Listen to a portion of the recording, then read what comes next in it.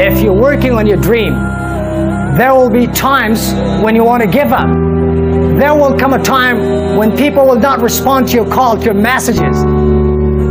There will be a time that you will be rejected by your own closest friends, by your own shadow. There will be a time that you will be ostracized by your own society.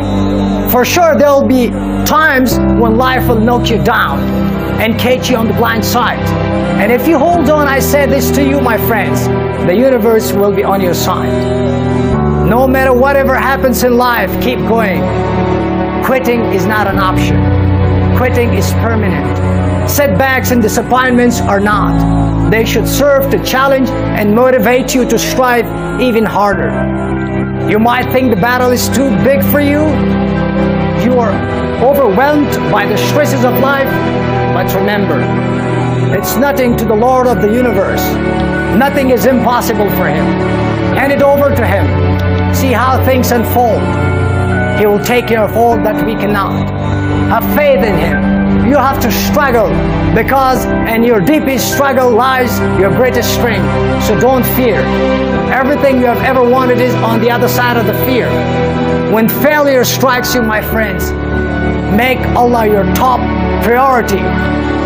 You will find yourself on the top priority list of Allah. When I was a kid, all I wanted to be was on TV. You know, I don't want nothing else. You know. I got hit over the head with that. You know, you can't come from my school in 1968 and make the statement that you want to be on TV. The teacher clearly said, "Do you know anybody on TV?" No.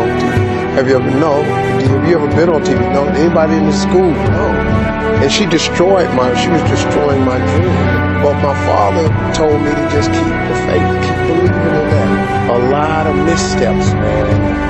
Flunking out of college, you know, getting fired from some pretty cool jobs, and then, you know, becoming homeless, you know, breaking off into stand-up at 27, becoming homeless for 3 years, you know, living in a car, driving up down the road, you know, trying to make it, all with this notion that one day I was going to have Steve Harvey show. It was a notion, it was just, you know, and I just couldn't understand why I couldn't. And so I just kept the faith about it, man. And I attribute that to a lot of faith. My mother was a praying person. I believe in that wholeheartedly. That has a tremendous part to do with your success. It's in relation to your relationship with God. A lot of people don't want to hear that, but hey, what you ask me, I'm going to tell you what happened to me.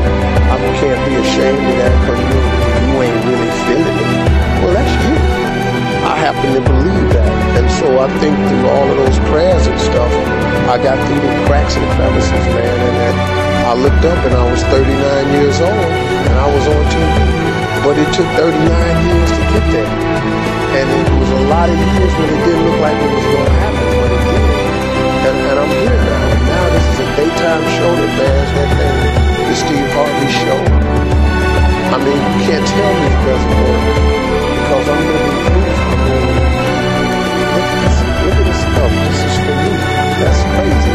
If you don't see the blessing in that, and the miracle at the same time, because the odds of you really getting here, very, very slim. So I have to believe that prayer had a big part. You are the sum total of all of the choices that you've made up until now. And anything about yourself or your life that you don't like or isn't working or is mobilizing you is to be looked at in terms of, can I grow? Rather than, why did I do it, or isn't this wrong? See, the two ways to motivate yourself are deficiency motivation, which says, where I am I don't like. I don't like what I've done.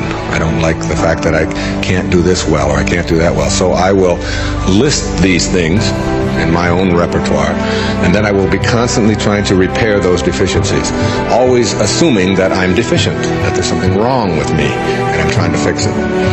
And when you do that, you spend your whole life doing that.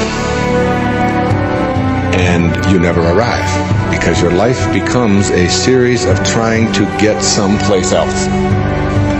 And it is if you follow that, if you live that, if you behave that, then what happens to you is you become a person who will always suffer from this disease called more. You always have to have more, because whenever you are getting where you want to go, let's say you want $100,000 in the bank, and you work, and you struggle, and you deny yourself, and you do all of those things, and you finally you get there, and here you are, you got $100,000 in the bank. All of this stuff over here has cost your life, and that is all you know. That's what you know how to, that's how you are. That is your being. That is your way of being. So that when you do get here, what you will do is say, this is not enough.